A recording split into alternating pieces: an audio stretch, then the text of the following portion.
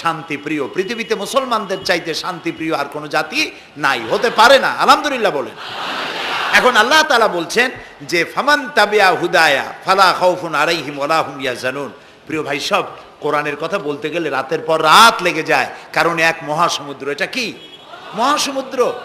কোরআন। এই কোরআন আল্লাহ তাআলা আমাদেরকে শুধু তেলাওয়াত করতে পাঠান নাই। আমাদের অভ্যাস হয়েছে যে খালি তেলাওয়াত করি, মুখস্থ করি। দেখেন না, রমজান মাস শেষ হয়ে গেলে পরে বন্ধু বান্ধব আত্মীয় স্বজন সব এক জায়গায় বসে এক একজন গল্প করে, ভাই আমার পুত্রবধূ 13 খতম, আমার বউ 7 খতম, আমার নাতনি 11 খতম, আর আমি এমনি এমনি খতম হয়ে গেছি। প্রিয় ভাই সব, আপনারা বলেন কোরআন শরীফকে এইভাবে শুধু খতম করার জন্য আসছে? আমি কিন্তু আপনাদের কোরআন শরীফ পড়া বা খতম করা নিষেধ করছি না। আমি উদ্দেশ্য বোঝাতে চাচ্ছি, আল্লাহ তাআলা এই কোরআনের জন্য নাজিল করেন নাই যে আমরা জ্বলবো আর পড়বো আর বুঝবো না। আচ্ছা ভাই, একটা বইয়ের নাম কোন তো পৃথিবীতে, একটা বইয়ের নাম আমাকে শুনান যে বইটা মানুষেরা না বুঝে পড়ে? পারবেন বলতে? পারবেন না। এমনকি আপনার ছোট্ট বাচ্চা কেজি 1, কেজি 2, কেজি 3-তে পড়ে, বা কি জানি কয়, নার্সারি গ্রুপে পড়ে, তারেও দেখবেন প্রত্যেকটা শব্দ বানান করিয়া অর্থ সহকারে বুঝে পড়ে। বলেন ঠিক কিনা?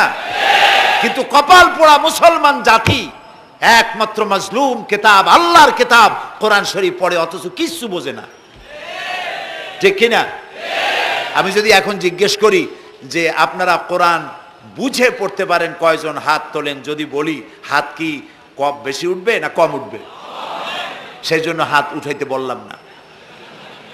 এটা আমাদের জন্য কপাল পোড়ার লক্ষণ। কি পোড়ার লক্ষণ? বিশ্বাস করুন ভাই, কোরআন শরীফ তাবিজ লেখার জন্য আসে নাই, কোরআন শরীফ ঝুলে ঝুলে আপনি পড়বেন এই জন্য আসে নাই। কোরআন আসছে তেলাওয়াত করবেন, বুঝবেন, আমল করবেন। হাদিস শরীফে এসেছে কোন সাহাবীর এক একটা সূরা শেষ করতে বছরের পর বছর চলে যেত। কারণ কি? কারণ হলো তারা এক একটি আয়াত পড়তেন, বুঝতেন, বাস্তব জীবনে আমল করতেন, আরেকটা আয়াত পড়তেন, বুঝতেন, আমল করতেন, তারপরে আবার আরেকটা পড়তেন, আমল করতেন। এভাবে করে সাহাবীরা কোরআন পড়তেন, বুঝতেন, আমল করতেন। ফলে এই সাহাবীরা যখন বিয়ে শাদী করতেন, সাহাবীরা যখন ব্যবসা বাণিজ্য করতেন, সাহাবীরা যখন কেনা বেচা করতেন, পারিবারিক জীবন যাপন করতেন, হাঁটাচলা করতেন, তখন মানুষেরা বুঝতে পারত, অনুভব করতে পারত যেন জীবন্ত কোরআন শরীফ চলাফেরা করছে। কোরআন যাদের কাছে, তাদের আমলের মধ্যে পরিবর্তন আসতে হবে। তো এরকম একটা বৈপ্লবিক কিতাব যাদের কাছে, তাদের তো আমলের মধ্যে পরিবর্তন আসবে। কি পরিবর্তন আসবে? এরা যদি ব্যবসায়ী হয় ওজনে কম দেবে না। সুবহানাল্লাহ কবেন না? আর এখন আমরা যা করি, সুবহানাল্লাহ থুইয়া খালি নাউজুবিল্লাহ কওয়া দরকার। ঠিক কিনা ভাই? মুসলমানের চাইতে এত ওজনে কম দেওয়ার লোক আর আছে কিনা সন্দেহ। ওজনে দেবে কম, খাদ্যে দেবে ভেজাল, সাক্ষী দেবে তো মিথ্যা সাক্ষী দেবে, ওয়াদা খেলাপ করবে, আমানতের খেয়ানত করবে, এরপরে ধার করবে, টাকা শোধ করবে না। ছেলে দিয়ে বলো আব্বা বাড়ি নেই। এখন সে যাইয়া যে টাকা চাইতে আসছে তারা বলে যে আব্বা বলছেন আব্বা নাকি বাড়ি নেই। বুঝতে পারছেন কথা? এই হলো মুসলমান। নাউজুবিল্লাহ কোন। এই জন্য আল্লাহ তাআলার নবী বলেছেন, ওয়ামান আমেলা বিহি উজেরা, যে ব্যক্তি কোরআন পড়বে, আমল করবে, আল্লাহ তাকে পুরস্কার দিবেন। কোথায় কোথায় দেবেন কোন তো? 2 জায়গায় দেবে, ইহকালেও দেবে, পরকালেও দিবে। দুনিয়ার পুরস্কারটা কি? দুনিয়ার পুরস্কারটা হলো যে চিন্তা থাকবে না, আর কোনো ভয়ও থাকবে না। ভয় থাকবে না কিসের? ভয় থাকবে না যেই সমাজে কোরআন মানা হবে, যেই সমাজের আইনের উৎস হবে কোরআন, ওই সমাজের মধ্যে চুরি, ডাকাতি, জেনা, ব্যভিচার, হত্যা, ধর্ষণ থাকবে না। কাজী ভীতিশূন্য, সমৃদ্ধিপূর্ণ, নিরাপত্তাপূর্ণ একটি সুন্দর সমাজ উপহার দেবে এই কোরআন। সুবহানাল্লাহ। সেই কোরআন আমরা তাবিজ বানাইছি, এটারে গোলাইয়া, এই কোরআন শরীফের পাতা লিখিয়া, তারপরে কি জানি কয়, পানির মধ্যে দিয়ে গোলাইয়া এগুলি খাওয়া হয়, মাদুলির মধ্যে ঢুকাইয়া গলার মধ্যে ঝুলানো হয়। দেখেন এই বাংলাদেশে যেসব কোরআন শরীফ ছাপা হয়, এই সব কোরআন শরীফের দুরবস্থা। এটা আছে কিনা আমি জানি না, আলহামদুলিল্লাহ এটা নাই। কোন কোরআন শরীফ যে বাংলাদেশে ছাপা হয়, সেগুলিতে লেখা থাকে সূরায়ে মায়েদার নকশা, সূরা ইউসুফের নকশা, সূরায়ে বনি ইসরাইলের নকশা। এই নকশা লিখা গলায় ঝুলাইলে পেটে ব্যথা ভালো হবে, ওই নকশা ঝুলাইলে মেয়ের বিয়ে হবে তাড়াতাড়ি, এই নকশা ঝুলাইলে যে মেয়েকে পছন্দ করো বিয়ে করতে পারবা তাড়াতাড়ি। নাউজুবিল্লাহ কর। নকশার মধ্যে আছে কি? নকশার ভিতরে আছে 1293, 1711, 513 হাবি জাবি কতগুলো নাম্বার দিয়া তারপরে লাল কালি দিয়ে দাগ দিয়ে দিয়ে ধান্দাবাজি করা। এরপরে ওই ধান্দাবাজি তাবিজের কোনায় কোনায় লেখে ইয়া জিব্রাইলো, ইয়া মিকাইলো, ইয়া ইসরাফিলো, ইয়া আজরাইলো। উপরে লেখে ইয়া বদুহ, নিচে লেখে ইয়া বদুহ। আমি একজন তাবিজ লেখককে জিজ্ঞেস করলাম, ভাই ইয়া আজরাইলু ইয়া মিকাইলু তো বুঝলাম, ইয়া বদুহ কি? কয়ে যে হুজুর আমি নিজেও বুঝি না বদুহ কি। এই হলো তাবিজ। এই তাবিজ লেখার জন্য আল্লাহ তাআলা কোরআন নাজিল করেন নাই। কথা কি বুঝে আসছে? তাবিজের জন্য আসে নাই, তদবিরের জন্য আসে নাই, শুধু পড়ব এজন্য আসে নাই। কোরআন এসেছে বোঝার জন্য, তেলাওয়াতের জন্য, বোঝার জন্য, কোরআন অনুযায়ী জীবন গড়ার জন্য। আল্লাহর নবী তাই বলেন, ওয়ামান আমেলা বিহি উজরা, কোরআন শরীফ যে পড়বে আর আমল করবে দুনিয়ায় শান্তি দেওয়া হবে, আখিরাতেও পুরস্কৃত করা হবে। আখিরাতের পুরস্কারটা কি? নবীজি বলেছেন, মান কারাল কোরআনা ফাস্তাজহারাহু ফাহাল্লা হালালাহু ওয়া হাররামা হারামাহু আদখালাহুল্লাহুল জান্নাহ ওয়া শাফাআহু ফি আশরাতিন মিন আহলি বাইতিহি কুল্লুহুম কাদ ওয়াজাবাত লাহুন নার। সাদাকান নবী সাল্লাল্লাহু আলাইহি ওয়াসাল্লাম। নবী করিম সাল্লাল্লাহু আলাইহি ওয়াসাল্লাম বলেছেন, যে ব্যক্তি কোরআন পড়লো, বুঝলো, আর কোরআনের হালালকে হালাল জেনে চললো, হারাম থেকে বিরত থাকলো, আর কোরআনের আইনকে প্রতিষ্ঠিত করার আন্দোলনে শরীক হলো, সুবহানাল্লাহ গণ, এরকম লোককে আল্লাহ তাআলা কিয়ামতের দিন জান্নাত দান করবেন। সুবহানাল্লাহ। ওয়ামান আমেলা বিহি উজরা ওয়ামান হাকামা বিহি আদালা। এ কোরআন শরীফ দিয়ে যে বিচার করবে, আল্লাহ তাআলা বলছেন সেই করবে কেবলমাত্র জাস্টিস, কিসত, জাস্টিস, ইনসাফ কায়েম করতে পারবে, যে কোরআন দিয়ে বিচার ফয়সালা করবে। আমাদের দেশে এই যে কোর্ট কাছারি আদালত আছে, এই কোর্ট কাছারি আদালতগুলি কোরআন দিয়ে যদি বিচার করতেন সেটা ইনসাফ হতো। যেহেতু ইনসাফ, আল্লাহর চাইতে ইনসাফগার আর কেউ নাই। আছে কি বলেন? নাই। এখানে ধরুন একজন মানুষ যদি একজনের একটা ঠ্যাং ভাঙে ফেলাই দিল, তাহলে বিচার কি হবে? ব্রিটিশ ল যেটা আছে, বাংলাদেশ পেনাল কোড যেটা আছে, এই পেনাল কোডে বলা হবে যে সলিমউদ্দিন ঠ্যাং ভাঙছে বসিরউদ্দিন, যে ভাঙছে তার জন্য শাস্তি এই হবে 6 মাসের জেল, 2000 টাকা জরিমানা করে দিল। এখন আপনি বলেন বিচার মাফে কি দিয়া? ইনসাফের প্রতীক কি? ইনসাফের প্রতীক দাড়িপাল্লা। এই দাড়িপাল্লায় এখন আপনি ওজন দেন ইনসাফ। ঠ্যাং ভাঙছে কার? সলিমউদ্দিন, তার ভাঙ্গা ঠ্যাং এক পাশে থন, এক পাল্লায়। আর বসিরউদ্দিন ভাঙছে ঠ্যাং, সেই কারণে তার 2000 টাকা জরিমানা আর 6 মাসের জেল আর এক পাল্লায় রাখেন। এবার দাড়ি ধরে টান দেন, সমান হবে? যদি 50,000 টাকা জরিমানা হয় আর 6 বছরের জেল হয়, তাও কি সমান হবে? হবে না। সমান হবে কি হলে? সমান হবে ওই সলিমউদ্দিন ভাঙ্গা ঠ্যাং এক পাল্লায় দাও, আর যে ভাঙছে তার নাম কি? বসিরউদ্দিন। বসিরউদ্দিন কেউ যদি থাকেন রাগ করবেন না, আমি একটা দৃষ্টান্ত দিচ্ছি। এখন ওই বসিরউদ্দিন ভাঙ্গা, তারও একটা ঠ্যাং ভাঙ্গিয়া যদি এই পাল্লায় রাখেন, এখন যদি টান দেন, তাহলে সমান হবে কিনা বলে? এটা হচ্ছে কোরআন। এই কোরআন বলছে পায়ের বদলে পা, হাতের বদলে হাত, নাকের বদলে নাক, চোখের বদলে চোখ, জানের বদলে জান। সুবহানাল্লাহ। এটা ইনসাফ। এই ইনসাফ হচ্ছে কোরআনের দেওয়া ইনসাফ। সুতরাং আল্লাহ তাআলা নবী বলছেন, ওমান হাকামা বিহি আদালা, যে ব্যক্তি এই কোরআন দিয়ে বিচার ফয়সালা করবে, যে ব্যক্তি, যে পরিবার, যে সমাজ, তারা ইনসাফ কায়েম করতে পারবে। যেহেতু আল্লাহর চাইতে ইনসাফগার পৃথিবীতে আর কেউ নাই, আকাশেও নাই, জমিনেও নাই। রাসূলুল্লাহ বলছেন, ওয়ামান দা ইলাইহি হুদিয়া ইলা সিরাতিল মুস্তাকিম, যে ব্যক্তি কোরআনের দিকে মানুষকে দাওয়াত দেয়, সেই একটি সহজ সরল রাস্তার দিকে দাওয়াত দেয়, যে রাস্তার শুরু পৃথিবী থেকে আর রাস্তার শেষ জান্নাতুল ফেরদাউসে গিয়া। সুবহানাল্লাহ। এটা হচ্ছে সেই কোরআন। বুঝতে না পারার কারণে আমরা বিপদে পড়েছি। প্রিয় ভাই সব, আপনারা আছেন কষ্টে, বসেছেন পানির মধ্যে, আছেন দাঁড়াইয়া, মাথার উপরে ছেঁড়া সামিয়ানা বিরক্ত করছে। আমি লম্বা করতে চাই না, অল্পের মধ্যে ছেড়ে দেই যাতে করে আপনাদেরও সুবিধা হয়, কষ্ট না হয়।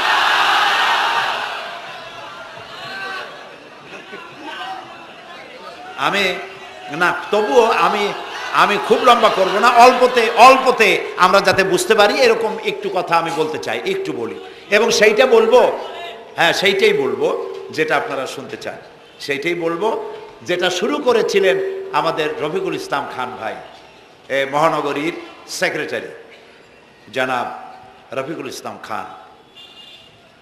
আল্লাহ তাআলা ওনার প্রতি রহম করুন, আমরা বলি আমিন। এবং আমার বক্তৃতার পরে আমরা আমাদের সম্মানিত অ্যাসিস্ট্যান্ট সেক্রেটারি জেনারেলের কিছু কথা আমরা শুনবো ইনশাআল্লাহ। তো আমি ওই আয়াতটা দিয়েই কথা বলি। আল্লাহ তাআলা বলছেন, ইয়া আইয়ুহাল্লাযীনা আমানু হাল আদুল্লুকুম আলা তিজারাতিন তুনজিকুম মিন আযাবিন আলীম تؤمنون بالله ورسوله وتجاهدون في سبيل الله بأموالكم وأنفسكم ذلكم خير لكم إن كنتم تعلمون। হে বিশ্বাসীরা, তোমরা যারা ঈমান এনেছো শোনো, হাল আদুল্লুকুম আলা তিজারাতিন, আমি কি তোমাদেরকে এমন একটি ব্যবসার কথা বলবো না যে ব্যবসায় তোমাদেরকে জাহান্নামের কঠিন শাস্তি থেকে তোমাদেরকে রক্ষা করবে? এমন একটি ব্যবসার কথা বলবো না? তার মানে অবশ্যই এরকম একটা ব্যবসার কথা আমি তোমাদের বলবো যে ব্যবসা তোমাদেরকে জাহান্নামের কঠিন শাস্তি থেকে বাঁচায় দেবে। সুবহানাল্লাহ বলি। জাহান্নাম থেকে বাঁচাবার জন্য ব্যবসা শিখাচ্ছেন কে? আল্লাহ। এবার দেখেন, ব্যবসা এটা করলে লাভও আছে, নোকসানও আছে, ঠিক না? বলেন আছে কিনা? লস অ্যান্ড প্রফিট এর মধ্যে থাকবেই। কিন্তু আল্লাহ রাব্বুল আলামিন বলেন, আমার সঙ্গে যে ব্যবসা করবে ওই ব্যবসাটা হচ্ছে তিজারাতান লান তাবুর। আমার সাথে যে ব্যবসাটা করবা এই ব্যবসায় কোনো নোকসান নাই, শুধু লাভ লাভ আর লাভ। কে বলতেছেন?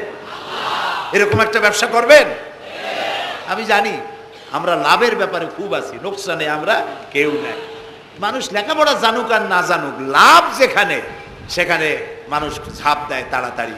ওই যে বলে না যে এই হিসাব না জানলে কি হবে, কম দিলে টের পায়। আমরা লাভ খুব ভালোই বুঝি, এই জন্য এটা কোরআনও নয় হাদিসও নয়, একটি রূপক কথা। এক ব্যবসায়ী নেকে কিয়ামতের দিন হাজির করা হবে, ফেরেশতা তাকে বলবে যে আল্লাহর বান্দা, তোমার পাপ আর পুণ্য, ন্যাক আর বদ এই দুটি সমান সমান হয়ে গেছে, 50-50। এখন কোন জায়গায় যাবা? কও বেহেশতে যাবা না দোজখে যাবা? ব্যবসায়ী লোকটা কিছু জানে না, সে কয় যে ফেরেশতা ভাই, আমি তো দোজখে চিনি না, বেহেশতেও চিনি না, সারা জীবন ব্যবসা করছি, যে জায়গায় গেলে আমার 2 টাকা লাভ হয় ওইখানে আমার পাঠাবো। তো মানুষ লাভ খুব ভালো বোঝে এবং লাভের দিকে মানুষ ঝোঁকে বেশি। এই জন্য আল্লাহ তাআলা বলছেন, হাল আদুল্লুকুম আলা তিজারাতিন তুনজিকুম মিন আযাবিন আলিম, যেটা লাভ আর লাভ। আমার সাথে ব্যবসা করো, শুধু লাভ হবে। তো এই ব্যবসার মধ্যে পুঁজি হলো 3টা। ব্যবসার মধ্যে পুঁজি কয়টা? 3টা। আল্লাহ রাব্বুল আলামিন বলেন, তুমিনুনা বিল্লাহি ওয়া রাসূলিহি ওয়া তুজাহিদুনা ফি সাবিলিল্লাহ। 3টি পুঁজি। একটি হলো আল্লাহর প্রতি ঈমান, রাসূলের প্রতি ঈমান এবং আল্লাহর রাস্তায় জিহাদ করা, মাল দিয়া জান দিয়া। এই কয়টা হলো? 3টা। চলুন এই 3টি কথার ব্যাখ্যা করে তারপরে মোনাজাত করব সংক্ষেপে, যেন আমরা আল্লাহর সাথে ব্যবসাটা শুরু করতে পারি আজকে থেকেই। আল্লাহ যেন তৌফিক দেন, বলেন আমিন। 1 নম্বর হচ্ছে তুমিনুনা বিল্লাহ, আল্লাহর প্রতি বিশ্বাস, আল্লাহর প্রতি ঈমান। বলেন আল্লাহর প্রতি ঈমান। এখন আপনারা বলবেন যে এটা তো কোনো নতুন কথা হলো না, আল্লাহর প্রতি ঈমান আনছি, যদি ঈমানই না থাকতো তাহলে কি বৃষ্টির মধ্যে এই পানির মধ্যে আমরা কি বসে থাকতাম? 100% সত্য কথা। ঈমান না থাকলে কেউ আসতেন না, আর এই পানির মধ্যে, ঝড়ের মধ্যে বাঁশ ভাঙ্গে মাথায় পড়তে পারে এই ঝুঁকি নিয়ে বসতেন না, ঠিক কিনা ভাই? আমরা সবাই ঈমানদার। তবে আল্লাহর উপর ঈমান আনতে হলে 4টি শর্ত লাগে। কয়টি শর্ত? 4টি শর্ত ফুলফিল করলে আল্লাহর উপর ঈমান এনেছি বলে প্রমাণিত হবে, নইলে আল্লাহ আছে একথা নূরা পাগলাও বলছে। নুরা পাগলার বলা আর আপনার আমার বলা এটা তো এক হওয়ার কথা না, ঠিক কিনা বলে? তা আল্লাহর উপর ঈমান আনতে হলে শর্ত কয়টা? 4টা। 1 নম্বরের শর্ত হলো আল্লাহর জাত সম্পর্কে স্বীকার করে নেওয়া, আল্লাহর অস্তিত্ব, আল্লাহ আছেন এটা মেনে নেওয়া। তো আল্লাহ আছেন এ ব্যাপারে আমাদের কোনো দ্বিমত নাই, ঠিক না? এবং কোরআনে কারীমের ছোট্ট একটি সূরায় আল্লাহ তাআলা তার নিজের জাত সম্পর্কে এভাবে বলেছেন, কুল হুয়াল্লাহু আহাদ। আমরা জানি না এই সূরা? পড়েন, কুল হুয়াল্লাহু আহাদ আল্লাহুস সামাদ লাম ইয়ালিদ ওয়া লাম ইউলাদ ওয়া লাম ইয়াকুন লাহু কুফুয়ান আহাদ। আল্লাহ তাআলা বলেন, বলো হে নবী আপনি বলুন, আল্লাহ এক এবং একক, তিনি কারো মুখাপেক্ষী নন, তিনি কাউকে জন্ম দেন নাই, তাকেও কেউ জন্ম দেয় নাই। দুনিয়া এই আকাশে এবং জমিনে তার সমকক্ষ কেউ নাই।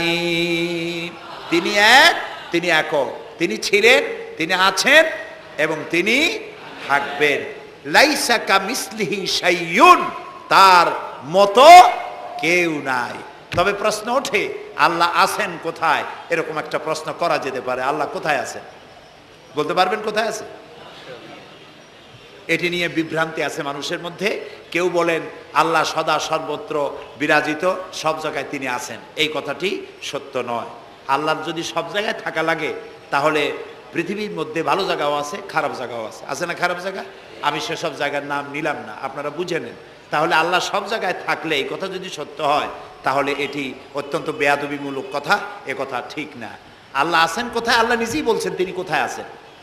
কোরআনে কারীমে রব্বুল আলামিন তিনি কোথায় আছেন একথা তিনি নিজেই বলে দিয়েছেন, আর রহমানু আলাল আরশিস তাওয়া।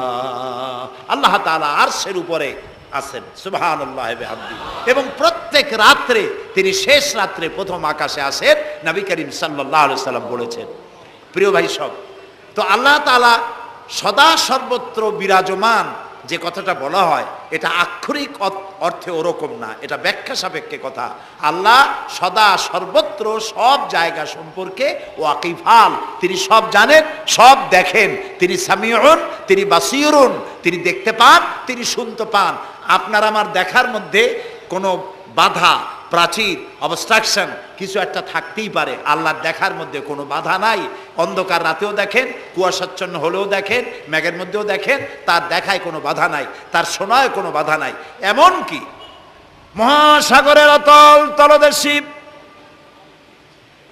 ছোট্ট পাথরের গায়ে লাগানো একটি ছোট্ট পোকা, যাকে মাইক্রোস্কোপ যন্ত্র ছাড়া দেখা যায় না, এমন ছোট্ট সূক্ষ্ম একটি পোকাও যদি, ক্ষুদ্র একটি পোকাও যদি পেটের জ্বালায় অথবা ক্ষুধার জ্বালায় চিৎকার মারে, কেউ শুনতে পায় না।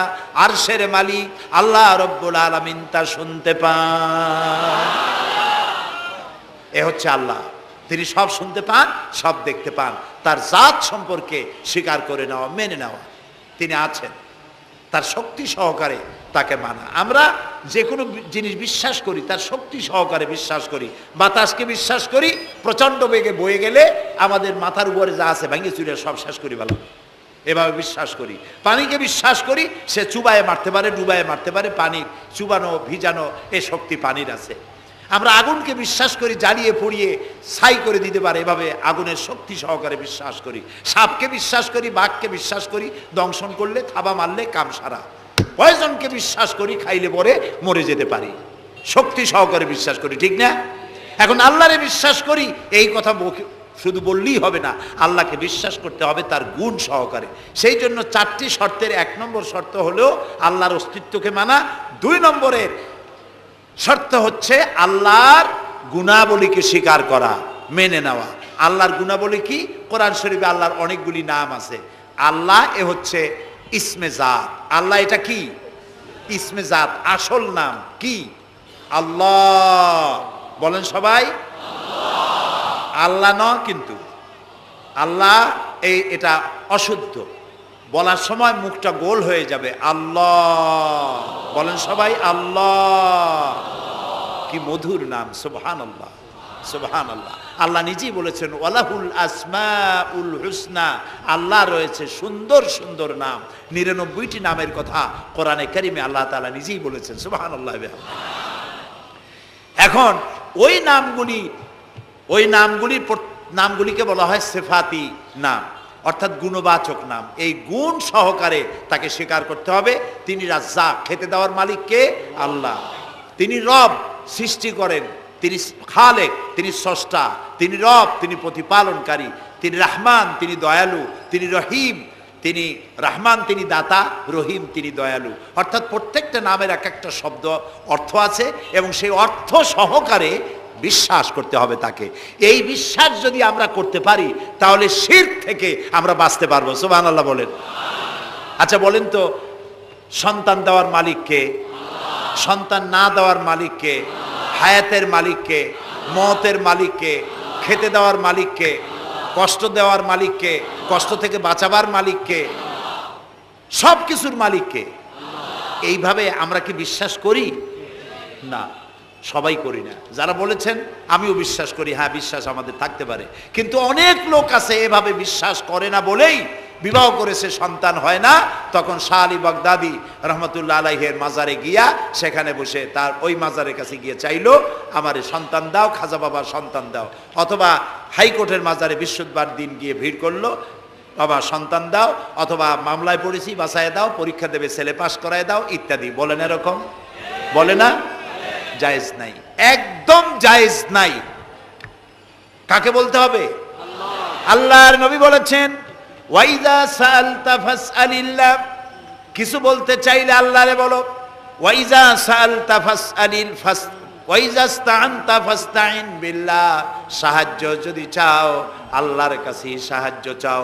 আমরা সূরা ফাতিহার ভিতরে প্রত্যেক নামাজের প্রতি রাকাতেই বলি ইয়্যাকা না'বুদু ওয়া ইয়্যাকা নাস্তাঈন। আল্লাহ তাআলা একমাত্র তোমার ইবাদত করি আর একমাত্র তোমারই কাছে সাহায্য কামনা করি।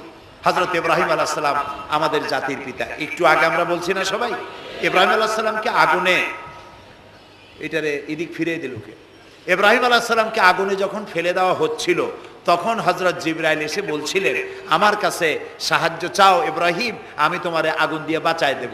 এই যে ইব্রাহিম আলাইহিস সালামের কাছে তাকে সাহায্য দেওয়ার জন্য বলা হলো, এটা কি ঘোরাঘুরি করে?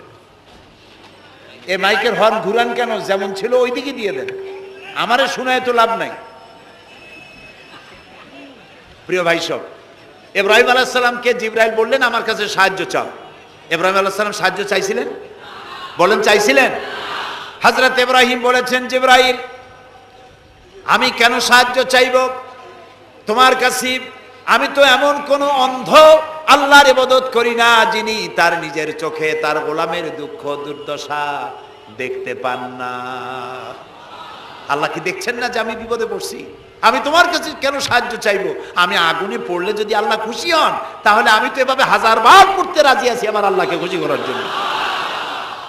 এটা হলো আল্লাহর প্রতি বিশ্বাস এবং আল্লাহর কাছে চাওয়া। চাইতে হবে কার কাছে?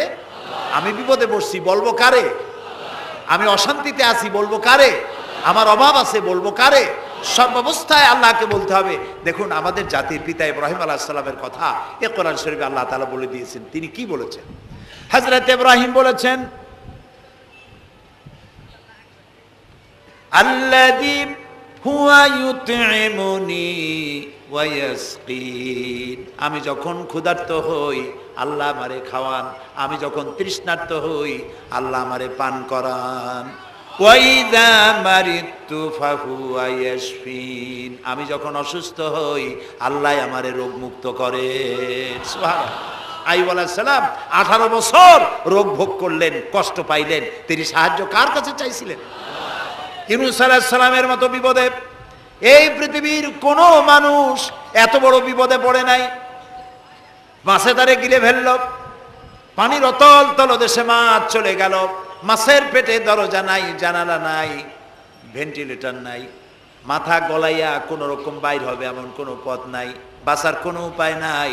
হযরত ইউনূস আলাইহিস সালাম যখন মাছের পেটের ভিতরে এই বিরাট বিপদে পড়ে গেলেন, হযরত ইউনূস আলাইহিস সালাম সাহায্য কার কাছে চেয়েছিলেন বলুন? তিনি পড়লেন। আল্লাহ তাআলা তার ঘটনা কোরআন শরীফের মধ্যে এভাবে বর্ণনা করেছেন, ওয়াজান্নুন ইয যাহাবা মুগাদিবান ফাযান্না আন লান নাকদিরা আলাইহি ফানাদা ফিয যুলুমাতি আন লা ইলাহা ইল্লা আনতা সুবহানাকা ইন্নী কুনতু মিনাজ জালিমিন। আল্লাহ শোনাচ্ছেন, ও পৃথিবীর মানুষেরা শোনো, ইউনূসকে যখন মাছে গিলে ফেললো, সে তখন ত্রিবিধ ফানাদা ফি যুলুমাত জমায় কাসির, ত্রিবিধ অন্ধকারের ভেতর থেকে তিনি চিৎকার মারলেন। রাতের অন্ধকার, মাছের পেটের অন্ধকার, পানির অন্ধকার, এই ত্রিবিধ অন্ধকারের মধ্য থেকে ইউনূস আলাইহিস সালাম চিৎকার মারলেন, লা ইলাহা ইল্লা আনতা, আয় আল্লাহ তুমি ছাড়া কোনো ইলাহা নাই, সুবহানাকা, আমি তোমার প্রশংসা করছি। আয় আল্লাহ তাআলা, আমি আমার নফসের উপরে জুলম করেছি, আমার উপরে আমি জুলম করেছি। আল্লাহ তাআলা এই চিৎকার শুনেছেন? হযরত ইউনূস আলাইহিস সালাম মাছের পেটের ভিতরে বসে যেই চিৎকার মেরেছিলেন কেউ শুনতে পায় নাই। পানির ভিতরে কেউ শোনে নাই, জমিনে কেউ শোনে নাই, অন্তরিক্ষেও কেউ শুনতে পায় নাই। আল্লাহ রাব্বুল আলামিন বলেন, আমি আরশের মালিক, ইউনূসের চিৎকার আমি শুনেছি। শুধু শুনি নাই, জবাবও দিয়ে দিয়েছি। ফাস্তাজাবনা লাহু ওয়া নাজ্জাইনাহু মিনাল গাম্মি ওয়া কাযালিকা নুনজিল মুমিনিন। আমি ইউনূসের ডাকের সাড়া দিয়া দিলাম, বিপদ থেকে বাঁচাই দিলাম। মাছের পেটের ভিতরে যন্ত্রণা শুরু হয়ে গেল। মাছ দেখলো বমি না করলে আর বাঁচবো না, এমন অবস্থা মাছের হয়ে গেল। মাছ পেটের ব্যথার জ্বালায় বেসে উঠলো, কেনারায় চলে গেল। ইউনূস আলাইহিস সালামকে বমি করে ফেলে দিল। মাছও বাঁচলো, ইউনূস আলাইহিস সালামও বাঁচলেন। আল্লাহ তাআলা বলেন, শুধু ইউনূস রে নয়, ওয়া কাযালিকা নুনজিল মুমিনিন, আমার মুমিন বান্দারা যদি বিপদে পড়ে, এরকম বিপদে যদি পড়ে যায় আর আমারে যদি ডাকে, আমি আল্লাহ রব্বুল আলামিন এই বিপদ থেকে যত বড় বিপদ হোক আমি আল্লাহ বাঁচায়ে দেব। তা আল্লাহ বিপদ থেকে বাঁচাবেন। আর আমি মুসলমান বিপদে পড়েছি, মাজারে গিয়া চাইলাম, নাউযুবিল্লাহ। বিশ্বাস করুন ভাই, বিশ্বাস করুন, কবরের ভিতরে যিনি শুয়ে আছেন, যত বড় পীর হোক, যত বড় খাজা বাবা হোক, আপনাকে সাহায্য তিনি করতে পারবেন না, পারবেন না, পারবেন না। একটু কমন সেন্সের কাছে অ্যাপিল করি, সাধারণ বিবেকের কাছে আপনাদের, যারা এই যে দেখুন হযরত শাহজালাল রহমতুল্লাহ আলাইহি সিলেটে শুয়ে আছেন, বলুন তো তার মাতৃভাষা কি? আরবি। তিনি ইয়েমেন থেকে এসেছিলেন। বাগেরহাটে শুয়ে আছেন হযরতে খান জাহান আলী রহমতুল্লাহ আলাইহি, তার মাতৃভাষা ছিল আরবি। হযরতে খাজা মঈনুদ্দিন চিশতি রহমতুল্লাহ আলাইহি শুয়ে আছেন আজমিরে, তার মাতৃভাষা আরবি। আমরা বাংলাদেশ থেকে, এই দেশ থেকে কোনো লোক গেল সিলেটে, গেল বাগেরহাটে অথবা বাগদাদে চলে গেল, এইসব বড় বড় আল্লাহর ওলিদের মাজারে গিয়ে বাংলা ভাষায় বলল, বাবা আমি তো বিপদে পড়ে আসছি, নির্বাচনে দাঁড়াইছি, আমি যেন জিততে পারি। অথবা দেখেন না, মাজার দিয়ে শুরু করে সবাই। অথবা যায় বলল যে আমার বিয়ে করেছি 15 বছর, বাচ্চা হয় না, আমার একটা বাচ্চা। অথবা মামলায় পড়েছি, আমার একটু জিতায় দাও। ব্যবসা করি, এত টাকা লস দিতে দিতে শেষ হয়ে গেছি। বাবা আপনি বললেন কোন ভাষায়? শাহজালাল খুব বুঝলেন, বড় পীর সাহেব খুব বুঝছেন। তাহলে আপনার 1 নম্বর ফায়ার মিস হয়ে গেল, মিস ফায়ার। আচ্ছা, 2 নম্বর কথা হলো, যার কাছে আপনি চাইলেন তিনি ওখানে ঘুমন্ত আছেন না চেতনা আছেন, এ ব্যাপারে আপনার কোনো গ্যারান্টি আছে, নিশ্চয়তা আছে? আপনি যখন দোয়া করতেছিলেন তখন উনি চেতনা না ঘুমে? যদি ঘুমায় থাকেন তাহলে 2 নম্বর মিস ফায়ার। আপনি যা চিল্লাইলেন উনি কিছুই শুনল না। 3 নম্বরে, কবরে যে শাহজালাল রহমতুল্লাহ আলাইহি অথবা মঈনুদ্দিন চিশতি রহমতুল্লাহ আলাইহি, আল্লাহর ওলিরা, যত বড় বড় ওলি আল্লাহ আছেন, যার কাছে আপনি বিশ্বাস করেন ওলি হিসেবে, উনি যে কবরে আছেন তার নিশ্চয়তা কোথায়? কবরে তো নাও থাকতে পারেন। কারণ আল্লাহ তাআলার 2টা জায়গা আছে করা। বিদেহী আত্মা, এই দেহ থেকে আত্মা যখন সরে যায়, আল্লাহ যখন নিয়ে যান, দেহটার তো কোনো দাম নাই, এটা হচ্ছে নশ্বর, আত্মা হচ্ছে অবিনশ্বর। এ দেহটা মাটির সাথে পচে যাবে, গলে যাবে, কোরআন শরীফে বহুবার বলা হয়েছে। তো আল্লাহ তাআলার দুইটা মেহমানখানা আছে, একটা হলো সিজ্জিন আর একটা নাম বলেন ইল্লিন, দুইটা মেহমানখানা। যেমন এই পৃথিবীতেও মেহমানখানা দুই রকম হয়, সরকারের দুই রকম মেহমানখানা।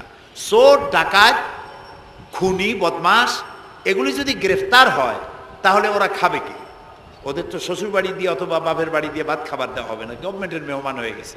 কাজী এদের জন্য মেহমানখানা গভর্নমেন্টের একটা আছে, সরকারি মেহমানখানা। ওইটা কোনটা কোন তো? ও, তাও আপনারা চেনেন।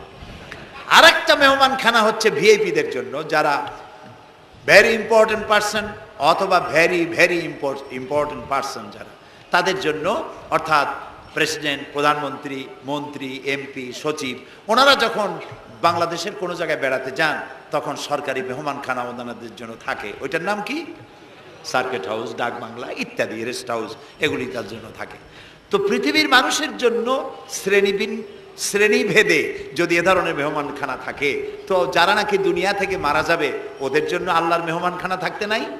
আছে। এবং সেটা আগেই বলেছি, যারা জাহান্নামে যাবে ওদেরকে রাখা হবে সিজ্জিন নামক একটা মেহমানখানা আছে, ওখানে তারা থাকবে। আর যাদেরকে আল্লাহ জান্নাতে নিবেন, তো বিচারের আগে তো জান্নাতে নিবেন না, তাদেরকে ইল্লিন নামক সার্কিট হাউস জাতীয়, এই জাতীয় একটা ভালো জায়গায় আল্লাহ তাআলা তাদের রাখবেন।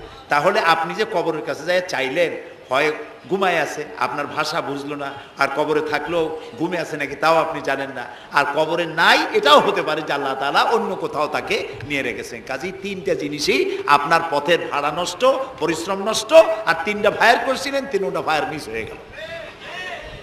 তাহলে হবে এমন সত্তার কাছে, কোনো পীর নয়, বুজুর্গ নয়, খাজা বাবা নয়, চাইতে হবে এমন সত্তার কাছে যিনি কখনো ঘুমান না, যিনি বাংলাও বোঝেন, ইংরেজিও বোঝেন, আরবিও বোঝে, উর্দুও বোঝে, সকল ভাষা যিনি সৃষ্টি করেছেন। সেরকম কেউ কি আছেন? আছেন? কি নাম তা? এক আঙ্গুল আকাশের দিকে উঁচু করে বলেন, নাম কি? আরো জোরে বলেন, আবারও বলেন, সুবহানাল্লাহ, আলহামদুলিল্লাহ বলেন। এই জন্য নবী করিম সাল্লাল্লাহু আলাইহি ওয়াসাল্লাম বলছেন, ওয়াইজা সাআলতা ফাসআলিল্লাহ, কিছু বলতে হলে আল্লাহরে বলো। ওয়াইজা ইসতাআনতা, সুয়াল করলে আল্লাহরে বলো। ওয়াইজা ইসতাআনতা ফাসতাইন বিল্লাহ, আর যদি সাহায্যের প্রয়োজন হয় কোনো ব্যাপারে, যে কোনো ব্যাপারে সাহায্যের প্রয়োজন, আল্লাহর কাছে চাও। আমাদের অবস্থা হলো এই যে ইমাম তো দুর্বল, বিপদে পড়লেই দৌড় দেয় মাজারের দিকে। মুসলমানের সম্পর্ক মাজারের সাথে হবে না, সম্পর্ক হবে মসজিদের সাথে। আল্লাহর নবী যখনই বিপদে পড়তেন, মুসিবতে পড়ে যেতেন, সঙ্গে সঙ্গে উজু করে মসজিদে নববীর ভিতরে প্রবেশ করতেন, 2 রাকাত কাজায়ে হাজাতের নামাজ পড়তেন, আল্লাহর দরবারে হাত তুলতেন, চোখের পানি ছেড়ে দিতেন, আল্লাহ রাব্বুল আলামিনের দরবারে মোনাজাত কবুল হয়ে যেত। নবীজি আমাদেরকে উপদেশ দিয়েছেন, বিপদে যদি পড়ো, মুসিবতে যদি পড়ে যাও, উজু করো, মসজিদের ভিতরে ঢুকে যাও, কাজায়ে হাজাতের নামাজ পড়ো, আর সেজদায় পড়ে চোখের পানি দিয়া, গাল ভিজানো নয়, চোখের পানি দিয়া যায় নামাজ ভিজিয়ে দাও, আর আল্লাহর কাছে প্রার্থনা করো, কাঁদতে থাকো। রব্বুল আলামিন, আল্লাহর নবী বলেছেন, বান্দা যদি গুনাহ মাফির জন্য গুনাহ করেছে, লজ্জায় অনুতপ্ত হয়ে অনুশোচনা করে বান্দা যখন কাঁদতে থাকে, চোখের পানি নাকের অর্ধেক আসতে না আসতে আল্লাহ রব্বুল আলামিন বান্দারে মাফ করে দেন। বিশেষ করে বুড়া মানুষ, আমাদের মধ্যে 2 শ্রেণীর লোক আছে, যুবক আর বৃদ্ধ। মাহফিলগুলিতে আল্লাহর মেহেরবানি যুবকেরা অনেক বেশি আসে, আলহামদুলিল্লাহ বলে। এরকম আসতে করলেন কেন? আপনি তাকায় দেখেন, ডানে বায় তাকান, ডানে বায় তাকান, দাড়ি পাকা কয়জন আছে দেখেন। 2%, 3% or 5% দাড়ি পাকা হতে পারে, 95% যুবক আর যুবক। সুবহানাল্লাহ, আলহামদুলিল্লাহ। বামপন্থীদের এখানেই কষ্ট, এখানেই কষ্ট। তারা চিন্তা করে এত কষ্ট করিয়া পয়সা করি দিয়া তারপরে কর্মী বানাইলাম, একটা মাহফিলে গিয়া কি এর একটা সমাবেশ দেখলো, মাহফিলে গেল, আমাদের পুকুরের জিয়ানো মাছগুলি সব ইসলামের পুকুরে চলে গেল। এটা তাদের জন্য হেভি লস। আসলে ওরা ধরে রাখতে পারবে না, ঠেকাইতে পারবে না। গায়ে তো মুসলমানের রক্ত, রক্ত কার?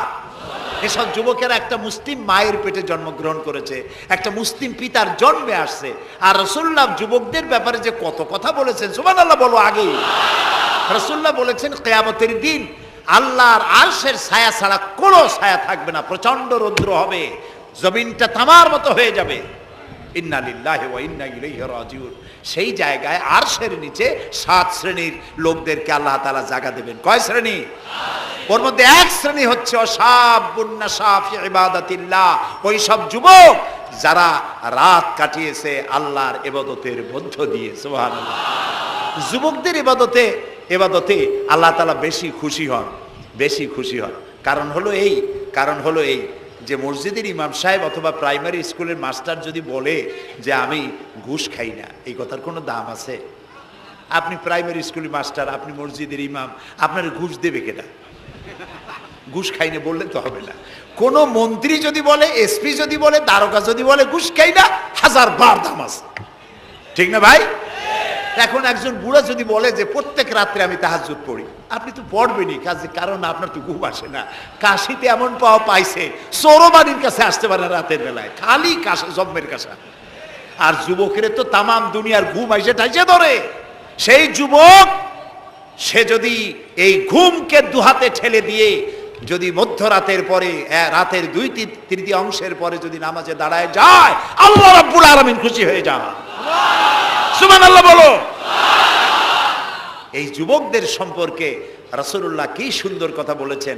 রাসূলুল্লাহ বলেছেন উসিকুম বিশ-শাবাবে খায়রা ফাইন্নাহুম আরাক্কু আফইদা লাকাদ বাসানি আল্লাহু বিল হানিফিয়্যাতি সামহা ফাখালাফানি আশ-শুয়ুখ ওয়া হালাফানি আশ-শাবাব। সাদাকান নবী সাল্লাল্লাহু আলাইহি ওয়াসাল্লাম। নবী করিম সাল্লাল্লাহু আলাইহি ওয়াসাল্লাম বলেছেন, আমি তোমাদেরকে উপদেশ দিচ্ছি তোমরা যুবকদের ব্যাপারে কল্যাণকামী হবে। সুবহানাল্লাহ বলেন। কারণ যুবকদের দিল নরম, আর আল্লাহ তাআলা আমাকে এই পৃথিবীতে উদারতা সহকারে দিন প্রতিষ্ঠার কাজে আমাকে পাঠিয়েছেন। আর এই পৃথিবীতে আমার আল্লাহর দেওয়া ইসলাম প্রতিষ্ঠা করার কাজে আমার বিরোধিতা করেছে বুড়োরা, আর সহযোগিতা করেছে যুবকেরা। দেখেন না রাসূলুল্লাহর সাথে বিরোধিতা কারা করলো? তাদের বয়স কত? আবু জাহেল, আবু লাহাব, ওতবা, সাইবা, মুগিরা, ওলীদ, আবু সুফিয়ান, কুষ্টিসুদ্ধা, সকলের বয়স ছিল 40-এর ওপরে। আর যারা ঈমান আনলো সর্বপ্রথম, তাদের বয়সগুলি রাসূলুল্লাহকে যারা সাহায্য করলেন, হযরতে জুবাইর ইবনুল আওয়াম, আব্দুর রহমান বিন আউফ ইসলাম কবুল করলেন, বয়স তখন 17 বছর। হযরতে আবু বকর ইসলাম কবুল করলেন, বয়স তখন 37 বছর। হযরত ওমর রাদিয়াল্লাহু তাআলা ইসলাম কবুল করলেন, বয়স তখন 26 বছর। হযরত আলী যখন ইসলাম কবুল করেছেন, বয়স তখন মাত্র 8.5 বছর। সব তরুণেরা, যুবকেরা ইসলামের জন্য রক্ত দিয়েছে, যুবকদের রক্তের উপর ইসলাম প্রতিষ্ঠিত হয়েছে। সুবহানাল্লাহ। সেই জন্য এই যৌবনকালে ইবাদতের মূল্য সর্বাধিক। আর বুড়োরাও যখন আল্লাহর দরবারে হাত তোলে, যারা বুড়ো আছেন, আমার বয়সে যারা এসে গেছেন বা আমার থেকে যাদের বয়স বেশি, আপনারা অসন্তুষ্ট হচ্ছেন না তো যে যুবকদের এত কইলাম আর আমরা কিছু পাইলাম না, এরকম বলবেন নাকি? এক বুড়ি এসে রাসূলুল্লাহকে বলছিলেন যে, হে রাসূল, আমার জন্য দোয়া করেন, আমি যেন জান্নাতে যাইতে পারি। রাসূলুল্লাহ বলছেন, বুড়ি তো জান্নাতে যাবে না, বুড়ি জান্নাতে যাবে না, বুড়ি তো কান্দে শেষ। রাসূলুল্লাহ বলতেছেন জান্নাতে যাবে না, রাসূলুল্লাহ বলছেন বুড়ি কান্দো না, তুমি যখন জান্নাতে যাবা একেবারে যুবতী হয়ে যাবা, তখন তুমি বুড়ি থাকবা না। সুবহানাল্লাহ। সুতরাং বুড়ো মানুষের মন খারাপ করার কারণ নাই, ওই যৌবন কালটা আমরা সবাই পার করে এসেছি। সুবহানাল্লাহ। সেটা যদি ভালো কাজে করে থাকি আল্লাহর কাছে পুরস্কার পাবো, আর যদি অন্যায় করে থাকি সেজন্য আল্লাহর কাছে বিনীতভাবে ক্ষমা চাই। আল্লাহ আমাদের মাফ করুন, বলি আমিন, সবাই বলি আমিন। যুবক ভাইয়েরা, আর বৃদ্ধদেরকে এখন আরেকটি কথা বলতে চাই, সেটা হলো বুড়োরা যদি আল্লাহর কাছে যখন হাত তোলে, আল্লাহ তাআলা বলেছেন, হে রাসূল, ইসলামের মধ্যে থেকে যে চুল দাড়ি পাকাইছে, ইসলামের মধ্যে থেকে দাড়ি চুল পাকায় ফেলেছে, এই অবস্থায় আমার কাছে যদি হাত তোলে আর কাঁদতে থাকে, এই বুড়োটারে আমি খালি হাতে ফেরত দিতে আমার শরম করে। আমি কেমনে বুড়োটারে খালি হাতে ফিরাই? একবার হযরত ওমর রাদিয়াল্লাহু তাআলা আনহু নবী করিম সাল্লাল্লাহু আলাইহি ওয়াসাল্লামের ঘরে প্রবেশ করে দেখছেন তিনি কাঁদছেন।